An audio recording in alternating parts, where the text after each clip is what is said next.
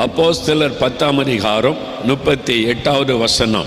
நசரேயனாகிய இயேசுவை தேவன் பரிசுத்த ஆவியினாலும் வல்லமையினாலும் அபிஷேகம் பண்ணினார். தேவன் அவருடனே கூட இருந்தபடியினாலே அவர் நன்மை செய்கிறவராயும் பிசாசின் வல்லமையில் அகப்பட்ட யாவரையும் குணமாக்குகிறவராயும் சுற்றித் தெரிந்தார். நசரேயனாகிய இயேசு கிறிஸ்துவை தேவன் பரிசுத்த ஆவியினாலும் வல்லமையினாலும் அபிஷேகம் பண்ணி இருந்தார். தேவன் அவருடனே கூட இருந்தபடியால் இயேசு நன்மை செய்கிறவராயும் பிசாசின் வல்லமையில் அகப்பட்ட யாவரையும் குணமாக்குகிறவராகவும் சுற்றித் தெரிந்தார். அந்த வசனத்தை நல்லா கவனிங்க. பிசாசின் வல்லமையில் அகப்பட்ட யாவரையும் குணமாக்குகிறவராக சுற்றித் தெரிந்தார். அன்றைக்கு இயேசுவின் நாட்களிலும் அந்த ஆவிகளுடைய தாக்குதல்களை நம்ம பார்க்கிறோம். இன்றைக்கும் கூட அவைகளை நம்ம பார்க்கிறோம். 1-2 வேத பகுதியை நம்ம வாசித்தால் நமக்கு விளங்கும். மார்க் 1ஆம் அதிகாரம் 23 26 வசனங்களை வாசிக்க கேட்போம். அவர்களுடைய ஜெப ஆலயத்திலே அசுத்த ஆவியுள்ள ஒரு மனுஷன் இருந்தான். அவன், ஐயா, நசரேயனாகிய இயேசுவே, எங்களுக்கும் உமக்கும் என்ன? எங்களை கெடுக்கவா வந்தீர்? உம்மை இன்னார் என்று அறிவேன். நீர் தேவனுடைய பரிசுத்தர் என்று சத்தமிட்டான். அதற்கு இயேசு, நீ பேசாமல் இவனை விட்டு புறப்பட்டு போ என்று அதை அதட்டினார். உடனே அந்த அசுத்த ஆவி அவனை அலைக்கழித்து மிகுந்த சத்தமிட்டு அவனை விட்டு போய்விட்டது. ஒரு ஜெப ஆலயத்தில் இயேசு பிரசங்கம் பண்ணி கொண்டிருக்கிறார். அவருடைய பிரசங்கத்தை கேட்க அநேக மக்கள் அமர்ந்திருக்கும் போது அங்கே ஒரு மனிதன் இருக்கிறான். இயேசு பிரசங்கம் பண்ண எழும்பின உடனே அவனுக்குள் இருந்த ஆவி, அசுத்த ஆவி பிடித்த ஒரு மனிதன்.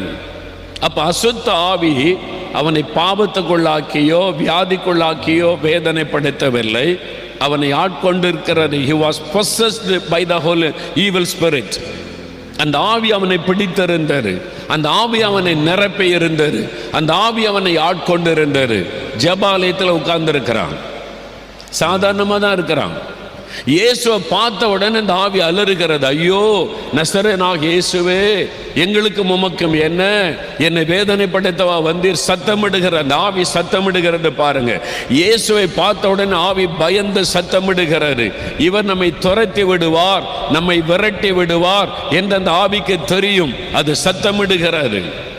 இப்ப இயேசு சொல்லுகிறார், நீ பேசாமல் இவனை விட்டு புறப்பட்டு போ. ஆண்டவர் அதட்டினார், அசுத்த ஆவியை அதட்டினார். நல்ல கவனிங்க தேவ பிள்ளைகள். இந்த மாதிரி பிசாசு பிடித்தவர்கள் இந்த பிசாசுடைய தாக்கத்தை பார்க்கும்போது பயப்படாதபடி நாம் அதை அதட்டி வெளியாக்க வேண்டும். இயேசு அதட்டுகிறார், இவனை விட்டு போ, பேசாதே என்று கட்டளை கொடுக்கிறார். உடனே அலைக்கழித்து மிகவும் சத்தமிட்டு அவனை விட்டு வெளியேறி போய்விட்டாரு. அவன் விடுதலை பெற்று விட்டான். இப்ப இன்னொரு வசனம் பாருங்க. பரிசுத்த மார்க் எழுதின சுவிசேஷம் 5ஆம் அதிகாரம் 1 முதல் 5 வசனங்கள். பின்பு அவர்கள் கடலுக்கு அக்கறையில் உள்ள கதரேனருடைய நாட்டில் வந்தார்கள். அவர் படவில் இருந்து இறங்கின உடனே அசுத்த ஆவியுள்ள ஒரு மனுஷன், நல்லா கவனிங்க, he was possessed by the evil spirit. அசுத்த ஆவி பிடித்த ஒரு மனிதன் பிரேத கல்லறைகளில் இருந்து அவருக்கு எதிராக வந்தான். அவனுடைய குடியிருப்பு கல்லறைகளிலே இருந்தது. அவனை சங்கிலிகளினாலும் கட்ட ஒருவனாலும் கூடாதிருந்தது.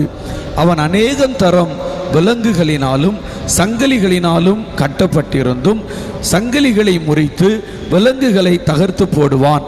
அவனை அடக்க ஒருவனாலும் கூடாதிருந்தது. அவன் எப்பொழுதும் இரவும் பகலும் மலைகளிலும் கல்லறைகளிலும் இருந்து கூக்குரலிட்டு கல்லுகளினாலே தன்னை காயப்படுத்தி கொண்டிருந்தான். இங்கே ஒரு மனிதன் இயேசு கெனசரேத்து கடற்கரையில் வந்தபோது ஒரு மனிதன் கல்லறை தோட்டத்துக்குள்ளேருந்து வருகிறான். கல்லறை தோட்டத்துக்குள்ள மனிதர்கள் குடியிருக்க மாட்டார்கள். ஆனால் இவனுடைய குடியிருப்பு கல்லறைகளுக்குள்ளே, ஜனங்களை புதைத்திருக்கிற, மரித்து போனவர்களை புதைத்திருக்கிற இடத்துக்குள்ள தான் அவன் வாழுகிறான். அவன் யார் என்றால் அசுத்த ஆவி பிடித்த ஒரு மனிதன். அவன் சங்கிலிகளால் அவனை கட்டி பார்த்தாங்க, உடைத்தெறிந்து விடுவான். விலங்குகளை மாட்டி பார்த்தாங்க, விலங்குகளை உடைத்து விடுவான். அவ்வளவு பலம் அந்த அசுத்த ஆவிக்கு. சாதாரண ஆளா இருப்பாங்க, மெலிஞ்சு இருப்பாங்க. அந்த ஆவி வந்த உடனே ஒரு பெரிய பலன் அவங்களுக்கு உண்டாகும். அந்த பலன் சாதாரணமாக 4 பேரால கூட பிடிக்க முடியாது. எங்கிருந்து வருகிறது? சாத்தானுடைய வல்லமை. அதான் சாத்தானுடைய வல்லமை. ஒரு மனிதனை ஆட்கொண்டு அலைக்கழித்து வேதனைப்படுத்துகிற வல்லமை. அவன் வஸ்திரம் தெரியாதவனாயிருந்தான், வஸ்திரத்தெல்லாம் கிழிச்சு எறிந்துட்டு வஸ்திரம் இல்லாதவனாய் நடக்கிறான். நல்லா அறிந்து கொள்ளுங்க, அவன் சுகமாக்கப்பட்ட பிறகு ஆண்டவர் அவனுக்கு வஸ்திரம் கொடுத்து உடுத்து வித்திருந்தார் என்று பைபிளில் சொல்லப்பட்டிருக்கிறது. இந்த வஸ்திரம் இல்லாம அலையறான் பாருங்க, அவன் பிசாசு பிடித்தவன். ஆண்டவர் நம்மை பிள்ளைகளாய் நேசிக்கிறார். அதனால நீ நல்லா உடுத்தணும், நல்லா இருக்கணும் என்று சொல்லி நமக்கு உடுத்து வைக்கிற ஒரு தேவன். 2 வித்தியாசத்தை விளங்கி கொள்ளுங்கள். இந்த வசனத்துல அழகாய் சொல்லப்படுகிறது, ஆண்டவர் அவனை உடுத்து வைக்கிறார். அவன் பக்கத்தில் யாரும் போக முடியாது. தன் சரீரத்தை தானே கீறி கொள்ளுவான், தன்னை தானே காயப்படுத்தி கொள்ளுவான், தனக்கு தானே ரத்தத்தை சிந்தி கொள்ளுவான். தனக்கு தானே காயப்படுத்தி கொள்ளுகிறவன் பிசாசு. அறிந்து கொள்ளுங்க, மனிதர்களை காயப்படுத்தி வேதனைப்படுத்தி அதை பார்த்து மகிழுகிறவன் பிசாசு. ஆண்டவர்கிட்ட போய் சொல்லுவான், நீங்க உண்டாக்கின மனிதனை பாருங்க, நான் நிறுவனமா நடக்க வச்சிருக்கிறேன். நீர் உண்டாக்கின மனிதனை காயப்படுத்தி அவனை வேதனைப்படுத்துகிறேன். தேவன் அதை பார்த்து துக்கப்படுகிறார். அதான் பிசாசனுடைய வஞ்சகம். அவன் பொய்யன், பொய்யை நம்ப வைத்து ஏமாற்றுகிறவன். கல்லறை தோட்டத்து விளைந்த மனிதன் இருக்கிறான், வஸ்திரம் தெரியாதவனாய் இருக்கிறான், தன்னையே காயப்படுத்தி கொள்ளுகிறான், கூக்கரலிட்டு கொண்டிருக்கிறான். யாராலையும் அடக்க முடியவில்லை. காரணம் என்ன தெரியுமா? அவனுக்குள்ள இருந்த பிசாசுக்கு ஆண்டவரோட பேரை கேட்கிறவன் பேர் என்ன? லேகியோன். லேகியோன் என்றால் 6000 என்று அர்த்தமா? 6000. ரோமருடைய படையில 6000 பேர் கொண்ட ஒரு பெட்டாலியனுக்கு பெயர் தான் லேகியோன். அப்படின்னா ஒரு மனிதனுக்குள்ள 6000க்கும் அதிகமான பிசாசு. ஒரு பிசாசினாலே தாங்க முடியாது. 6000 பிசாசு ஒரு மனிதனுக்கு போன அவனுடைய நிலைமை என்ன? ஒரே ஆளுக்குள்ள 1க்கு மேற்பட்ட பிசாசு வர முடியும். மகதலேனா மரியாளை ஆண்டவர் குணமாக்கின போது அவளுக்குள்ள 7 அசுத்தாவி இருந்தது. வசனம் சொல்லுகிறாரு, 7 பிசாசுகள் பிடித்திருந்த மகதலேனா மரியாளுக்கு இயேசு விடுதலை கொடுத்தார். 1க்கு மேற்பட்ட அசுத்த ஆவி ஒரு மனிதனுக்குள்ளே குடியிருக்க முடியும். இவனுக்குள்ள 6000த்திற்கு அதிகமான அசுத்த ஆவி. அதனால யாரும் பக்கத்துல போக முடியவில்லை. ஆனால் இயேசுவை பார்த்த உடனே அப்படியே பயந்து நடுங்கி இருக்கிறான். எத்தனை 1000 பிசாசு ஒன்று சேர்ந்தாலும், எத்தனை கோடி பிசாசுகள் ஒன்று சேர்ந்தாலும் இயேசுவுக்கு முன்னால நிற்க முடியாது. இயேசுவை எதிர்த்து நிற்க முடியாது. இயேசுவுக்கு முன்னால மடங்கித்தான் ஆக வேண்டும். 6000 பிசாசு இயேசுக்கு முன்னால் வந்து நடுங்கி கொண்டு நிற்கிறது. எங்களை வேதனைப்படுத்துறதுக்கா வந்தீங்க, எங்களை நரகத்துக்குள்ள அனுப்பிடாதங்க. ஆண்டவர் போனா நரகத்துக்குள்ள போயிடணும். பயந்த நடுங்கி நிற்கிறார். இயேசு அவனுக்கு விடுதலை கொடுக்கிறார். பாருங்க, அவன் செய்யறது என்னதுன்னு அவனுக்கு தெரியல, அவன் பேசுறது என்னதுன்னு அவனுக்கு தெரியல, அவன் செய்கிறது என்னதுன்னு அவனுக்கு தெரியல. தன்னுடைய சரீரத்தை தானே காயப்படுத்தி கொள்ளுகிறான். அதான் அசுத்த ஆவி பண்ணுகிற காரியம். மார்க் 9ஆம் அதிகாரம் 20ஆம் வசனத்திலிருந்து 27ஆம் வசனம் வரை நீங்கள் வாசிக்கும் போது ஒரு சம்பவம் எழுதப்பட்டிருக்கிறது. அங்க பாருங்க, ஒரு தகப்பன் தன் மகனை இயேசுவண்டை கொண்டு வருகிறான். அவன் சொல்லுகிறான், இயேசு கேட்கிறார், இது இவனுக்கு எவ்வளவு காலமா இருக்குது? சின்ன வயசுல இருந்தே, அவன் வாலிபன் ஆயிட்டான். சின்ன வயசுல இருந்த ஒரு அசுத்த ஆவி என்ன பண்ணும்? அவனை அந்த அசுத்த ஆவி அலைக்கழிக்கிறது. அது மாத்திரமல்ல, அநேகந்தரம் தண்ணீரிலும் அநேகந்தர நெருப்பிலும் அவனை தள்ளுகிறார். பிசாசு பார்த்தீங்களா? அவனை தண்ணிக்குள்ள தள்ளி அவனை கொல்ல முயற்சிக்கிறாரு. அவன் மனுஷ கொலை பாதகன் பிசாசு. தண்ணிக்குள்ள தள்ளி அவனை கொல்ல பார்க்கிறாரு. நெருப்பில் தள்ளி அழிக்க பார்க்கிறாரு. எபிலிப்டிக் வலிப்பு நோயை கொண்டு வருகிற ஆவி. இந்த காக்க வலிப்புன்றாங்கல்ல, அந்த மாதிரி வலிப்பு வியாதியை கொண்டு வருகிற ஆவி. அந்த ஆவி ஒரு மனிதனை தாக்கும் போது, முக்கியமா குளிக்க போற இடத்துல தண்ணிக்குள்ள தள்ளி அவனை கொன்னுறோம், நெருப்புக்குள்ள தள்ளி அவனை கொல்ல முயற்சி பண்ணும். அதுதான் சொல்லப்பட்டிருக்கிறது. இயேசுகிட்ட தகப்பன் சொல்றான், இந்த ஆவி என் மகனை கொல்ல போராடுகிறது, நாங்க பத்திரமா இதுவரை பாதுகாத்திருக்கிறோம். அந்த பிசாசனுடைய கிரியை பாருங்க. ஒரு சமயம் குஜராத்துக்கு ஊழியத்துக்கு போயிருந்தோம். ஒரு கிராமத்தில் இந்த ஊழியர்களுக்கெல்லாம் கூட்டம், மிஷினரிகளுக்கு. அங்கே போன போது ஒரு வாலிப தம்பியை கூட்டிகிட்டு வந்தாங்க, அந்த தகப்பனாரையும் கூட்டிகிட்டு வந்தாங்க. என் வாழ்க்கையில் ஒரு பெரிய அற்புதம் நடந்தது. நாங்கள் என்னதுன்னு கேட்டேன். இந்த வாலிபன் சில வருஷமாய் அசுத்த ஆவினாலே பாதிக்கப்பட்டிருந்தான். அந்த ஆவி அவனை ஆட்கொண்டு இருந்தது. அப்போ என்ன செய்வான்? தன்னால் பேசுவான், தன்னால் சிரிப்பான், அவன் பாட்டில் நடந்து போய்கிட்டே இருப்பான். யார் கூப்பிட்டாலும் செவி கொடுக்க மாட்டான். அப்பா அம்மா கூட அவனுக்கு அடையாளம் தெரியாத மாதிரி நடந்து கொண்டே இருப்பான். குளிக்க மாட்டான், சுத்தமாக இருக்க மாட்டான். அவன் பாட்டில் அப்படியே அலைஞ்சிக்கிட்டே இருப்பான், தானாக பேசிக்கொண்டு. ஒரு பைத்தியம் பிடித்தன் மாதிரி அசுத்த ஆவி. எத்தனையோ மந்திரவாதிகிட்ட கொண்டு போய் காமிச்சாங்க, ஒன்றும் செய்ய முடியாது, பணம் வச்சு என்னென்னோ செஞ்சு பார்த்துட்டு முடியாதுன்னு சொல்லிட்டாங்க. அந்த ஆவி அந்த கிராமத்துக்கு பக்கத்தில் ஒரு பெரிய காடு இருக்கிறது, அடர்ந்த காடு. பகல் நேரத்தில் கூட யாரும் தனிமையாக அந்த காட்டுக்குள்ளே போக மாட்டாங்க, பயந்து. ஆனால் இந்த பையன் வாலிபன் ராத்திரி வந்துட்டா, இருட்டு வந்த உடனே அந்த காட்டுக்குள்ளே போயிடுவான், தனியாக போவான். அந்த காட்டுக்குள்ளே தனியாக போவான். காலையில் தான் அந்த காட்டை விட்டு வெளியே வருவான்.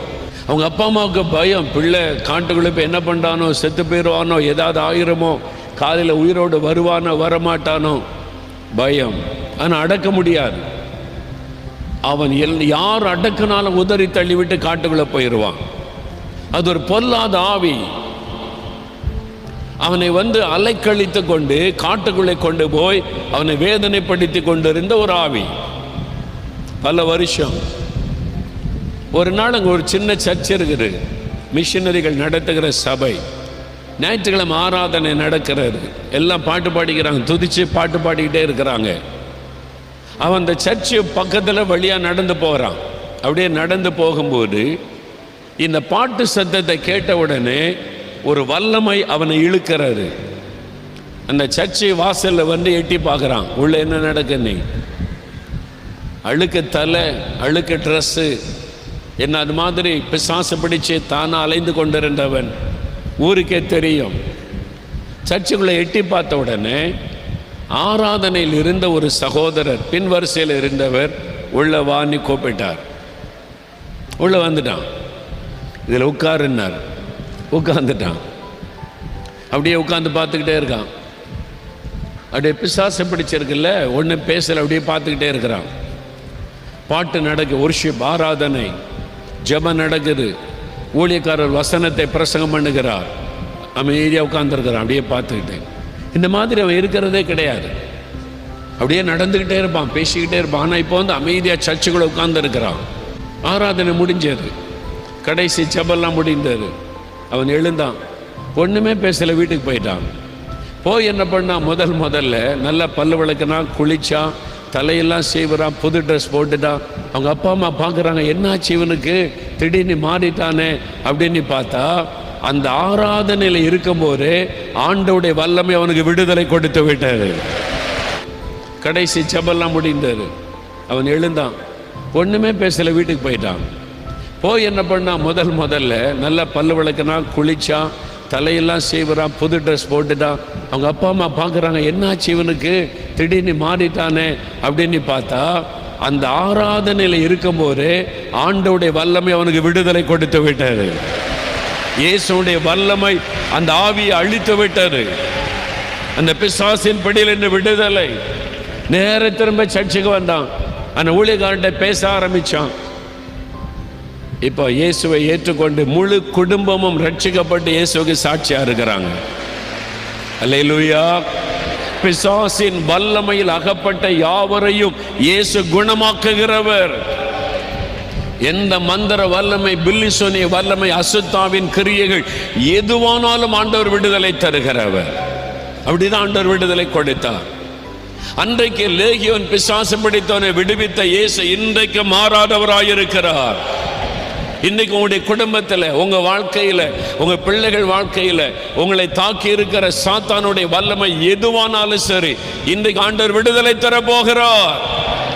பிசாசின் வல்லமையிலிருந்து விடுதலை ஆண்டவர் கொடுத்தார். மத்தேயு 15:22. அப்பொழுது அந்த திசைகளில் குடியிருக்கிற கானானிய ஸ்திரீ ஒருத்தி அவரிடத்தில் வந்து, ஆண்டவரே, தாவீதின் குமாரனே, எனக்கு இரங்கும், என் மகள் பிசாசினால் கொடிய வேதனைப்படுகிறாள் என்று சொல்லி கூப்பிட்டாள். இயேசுவினிடத்தில் ஒரு கானானிய பெண் வருகிறாள். அதாவது விக்கிரக வணக்கத்தை செய்கிறவள். அவள் வந்து விக்கிரக வணக்கம் செய்கிறவங்க, யூதன் அல்ல, கானானிய பெண். பல தெய்வங்களை வணங்குகிற ஒரு பெண். அவளுடைய மகள் அசுத்தாவினால் பாதிக்கப்பட்டு வேதனைப்பட்டு கொண்டிருந்தாள். அப்போ எல்லா இடத்தையும் கூட்டிகிட்டு போயிருப்பா. அங்கே போன சுகம், இங்கே போன சுகம், அங்கே போய் இதை பண்ணிடலாம், அதை பண்ணிடலாம், பணம் செலவு பண்ணி எல்லாம் பார்த்தா விடுதலை ஆகலை. இப்போ அந்த வாலிப பெண் கஷ்டப்பட்டு கொண்டிருக்கிற மகள், இயேசு இலவசமாக சுகம் கொடுக்கிறாரு, விடுதலை கொடுக்கிறான்னு கேள்விப்பட்ட உடனே இயேசு கிட்ட வருகிறாள். இயேசுவே, என் மகள் பிசாசினால கொடிய வேதனைப்படுகிறாள், இறங்கும் என்று கூப்பிடுகிறாள். இயேசு அவளுக்கு மறுக்கல, ஒரு பதில் சொல்றார். பிள்ளைகளின் அப்பத்தை எடுத்து நாய்க்குட்டிக்கு போட முடியாது. அதுக்கு அர்த்தம் அவளை வெறுக்கிறார் என்பதல்ல. ஆண்டவர் சொல்றாரு, நீ பாவத்தில் இருக்கிற, உன் பாவத்தினால தான் உன் மகள் பாதிக்கப்பட்டு இருக்கிறாள். நீ என் பிள்ளையா மாறு, நீ மனம் திரும்பு, நீ என் மகளாய் மாறிவிட்டால் உனக்கு விடுதலை கிடைக்கும். அதைத்தான் ஆண்டவர் சொல்லுகிறார். அந்த தாய் மனம் திரும்புகிறாள். தன்னுடைய பாவத்தை ஒத்துக்கொண்டு தன்னை தாழ்த்தி அறிக்கையிட்டு ஆண்டவரிடத்தில் ஒப்பு கொடுத்த உடனே ஆண்டவர் சொல்லுகிறார், ஸ்திரியே, உன் விசுவாசம் பெரிது, நீ சமாதானத்தோட போ. அதே நேரத்தில் அவருடைய மகளுக்குள்ள இந்த ஆவி வெளியேறி போய்விட்டது. ஒரு தாய் தன் மகளுக்காக வந்து தன்னை ஒப்பு கொடுத்து ஜெபித்த போது அந்த பிசாசு போய்விட்டது. இன்னைக்கு உங்கள் குடும்பத்தில் உங்கள் பிள்ளைங்க பாதிக்கப்பட்டிருக்கலாம், உங்களுடைய மகன் மகள் யாரோ ஒருவர் பாதிக்கப்பட்டிருக்கலாம். இது பிசாசுலாம் அப்படி பண்ணுது, பிசாசு மாதிரிலாம் இவள் நடந்து கொள்ளுகிறாள், பிசாசு மாதிரிலாம் இந்த மகன் நடந்து கொள்ளுகிறான், ஏதோ ஒரு பிசாசின் ஆவி அவளை கலங்கப்படுகிறது என்று நீங்கள் நினைக்கலாம். நீங்கள் உங்களை தாழ்த்தி ஆண்டவரிடத்தில் ஒப்பு கொடுக்கும் போது இன்னைக்கு ஒரு பெரிய விடுதலையை ஆண்டவர் உங்களுக்கு கட்டளையிடுவார். பிரியமானவர்களே, ஆண்டவருடைய வார்த்தை உங்களை சந்தித்திருக்கிறாரு. ஏதோ ஒரு பயம் உங்களை ஆட்கொண்டிருக்கலாம். ஏதோ ஒரு அசுத்த ஆவினால் உண்டான பிரச்சனை, அல்லது யாரும் பிலிசுனி வச்சுட்டாங்க, மந்திரவாதம் பண்ணிட்டாங்க, அதனால உண்டான பாதிப்பு, இப்படி ஏதோ ஒரு விதத்தில் பிசாசினால அசுத்த ஆவிகளினால பாதிக்கப்பட்டு நீங்கள் கலங்கின்னு இருக்கலாம். இன்னைக்கு உங்களுக்கு விடுதலையின் நாள். ஆண்டவர் உங்களோடு பேசி இருக்கிறார்ல. இப்போ நம்ம ஜெபிக்கலாம். உங்க கூட சேர்ந்து நானும் ஜெபிக்கிறேன். ஆண்டவர் விடுதலை தருவார். அவர் சிலுவையில பிசாசின் தலையை நசுக்கி ஜெயித்தவர் இயேசு. இயேசு சிலுவையில வெற்றி சிறந்தவர். எதுக்கு அவர் வெற்றி எடுக்கணும்? நமக்காகத்தான் சிலுவையில வெற்றி சிறந்தார். அதை விசுவாசித்து இப்ப ஜெபிக்கணும். இயேசுவின் நாமத்தை சொல்லி ஜெபிக்கணும். வாய்னால உங்களுடைய இயேசுடைய பெயரை நீங்க சொல்லணும். வாய் திறந்து இயேசுவின் நாமத்தில் இயேசுவே அப்படின்னு நீங்க சொல்லணும். அந்த பெயரை சொன்னாதான் விடுதலை. சும்மா இருந்தீங்கன்னா ஒன்று விடுதலை கிடைக்காது. இயேசுடைய பெயரை சொல்லணும். என் நாமத்தினால் எதை கேட்டாலும் செய்வேன்னு சொல்லியிருக்கிறார். இப்ப ஜெபிக்கலாமா? பயம், மரண பயம், தற்கொலை எண்ணம், ஒரு மன அழுத்தம், டிப்ரெஷன், தூக்கம் இல்லை, இந்த மாதிரி கலக்க இருதயத்தில் கை வைங்க. இயேசுவே எனக்கு விடுதலை தாங்க. இயேசுவே, இயேசுண்ட நாமத்தை சொல்லுங்க. நாம் ஜெபிக்கலாம். தகப்பனே, நசரேயனாக இயேசுவின் நாமத்தில் உங்களுடைய பிள்ளைகளுடைய விடுதலைக்காக ஜெபிக்கிறேன். இந்த பயத்தை கொண்டு வருகிற ஆவிகள், மன அழுத்தத்தை கொண்டு வருகிற ஆவிகள், தற்கொலை தூண்டுகிற ஆவிகள், இரவு தூங்க விடாதபடி தூக்கத்தை கெடுக்கிற ஆவிகள், இப்படி பொல்லாத ஆவிகள், மந்திர பில்லிசுனி கிரியைகள், இந்த பிள்ளைகளுக்கு விரோதமாய், குடும்பத்துக்கு விரோதமாய் எழும்புகிற அந்த பொல்லாத ஆவிகளை நான் இயேசுவின் நாமத்தில் கடிந்து கொள்ளுகிறேன். இந்த ஆவிகள் விலகட்டும் இயேசுவின் நாமத்தினால். இப்பொழுதே அவர்களை விட்டு வெளியேறி போகட்டும் இயேசுவின் நாமத்தினால். பயத்தை கொண்டு வருகிற ஆவியை, தூக்கத்தை கெடுக்கிற ஆவியை இயேசுவின் நாமத்தில் உன்னை கடிந்து கொள்ளுகிறேன். வெளியேறி போ இயேசுவின் நாமத்தில். யார் யார் இயேசுவே என்று இயேசுவின் நாமத்தை சொல்லி கூப்பிடுகிறார்களோ ஒவ்வொருவர் மீதும் இயேசுடைய ரத்தத்தை தெளித்து நான் ஜெபிக்கிறேன். இயேசு கிறிஸ்துவின் நாமத்தில் விடுதலை உண்டாகட்டும். அந்த டிப்ரெஷனை கொண்டு வருகிற பொருளாதார பிசாசை கடிந்து கொடுக்கிறேன். மரண வேதனை கொண்டு வருகிற ஆவியை, தற்கொலை தூண்டுகிற ஆவியை கடிந்து கொள்கிறேன் இயேசுவின் நாமத்தில். மந்திர பில்லிசுனிய கிரியைகள் எரியட்டும் இயேசுவின் நாமத்தில். இந்த குடும்பத்துக்கு விரோதமாய் செய்யப்பட்டிருக்கிற மந்திரவாதங்கள், அந்த தகடுகள் எரிந்து போகட்டும் இயேசுவின் நாமத்தில். தாயத்துகள் எரிந்து போகட்டும் இயேசுவின் நாமத்தில். அந்த கிரியைகள் அழியட்டும். இனி அந்த வீட்டுக்குள் சத்துருடைய தொந்தரவு இருக்கவே கூடாது. அந்த வீட்டுக்குள்ள பிசாசனுடைய நடமாட்டம் இருக்கவே கூடாது. பயத்தின் ஆவி இந்த வீட்டுக்குள் நுழையவே கூடாது. உம்முடைய வல்லமைக்குள் இந்த குடும்பத்தை, இந்த வீட்டை ஒப்பு கொடுக்கிறேன் என்று முதல் பாதுகாத்துக் கொள்ளும்.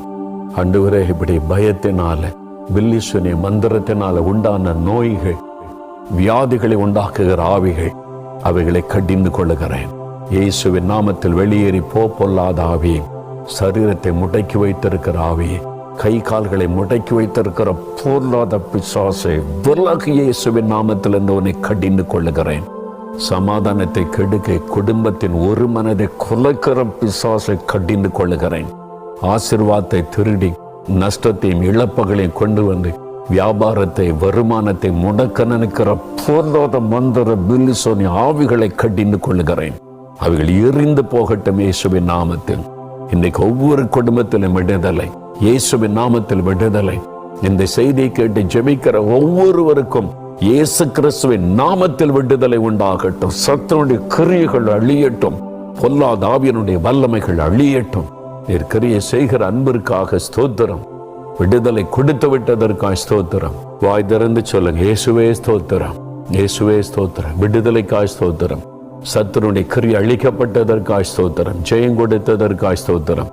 பில்லிசுனிய வல்லமை அழிக்கப்பட்டதற்காய் ஸ்தோத்திரம், ஸ்தோத்திரம். இயேசுவின் நாமத்திற்கு ஸ்தோத்திரம், இயேசுவின் நாமத்திற்கு ஸ்தோத்திரம். இயேசுவே உமக்கு ஸ்தோத்திரம், ஸ்தோத்திரம். இயேசுவின் நாமத்தில் ஆமேன், ஆமேன். பிரியமானவர்களே, ஆண்டவர் உங்களுக்கு பெரிய விடுதலை கொடுத்திருக்கிறார். அசுத்தாவி உங்களை விட்டு விலகி போனது, உங்களுடைய குடும்பத்தை விட்டு விலகி போனது, நீங்க அதை உணர்ந்தீங்க, சிலர் பார்த்தீங்க, விடுதலை பெற்றுக்கொண்டீங்க. இயேசுவுக்கு ஸ்தோத்திரம்னு சொல்லுங்க. இன்றையிலிருந்து மாற்றம். திரும்ப அந்த பிசாசு உங்களுடைய வீட்டுக்குள்ள நுழையாம இருக்க தினம் நீங்க ஆண்டவரை துதித்து பாடி ஜெபிக்கணும். உங்க வீட்டுல ஜெப சத்தம், துதியின் சத்தம் கேட்கணும். இயேசு உங்களுடைய வீட்டுல முழு இடம் கொடுக்கணும். இயேசுக்கு பிரியமில்லாத எந்த பாவத்துக்கு வீட்டுல இடம் கொடுக்க கூடாது. ஜாக்கிரதையா இருங்க. தொடர்ந்து வேதவாசி ஜெபிங்க. ஆண்டவருடைய கரம் உங்களோடு இருக்கும். நீங்க பெற்றுக்கொண்ட விடுதலையை எனக்கு தெரியப்படுத்துறீங்களா? நான் உங்களுக்காக தேவனை துதித்து ஜெபம் செய்வேன். ஆண்டவருக்கு நன்றி சொல்லுவேன். கர்த்தர் உங்களை தொடர்ந்து ஆசீர்வதிப்பாராக. ஆமென்.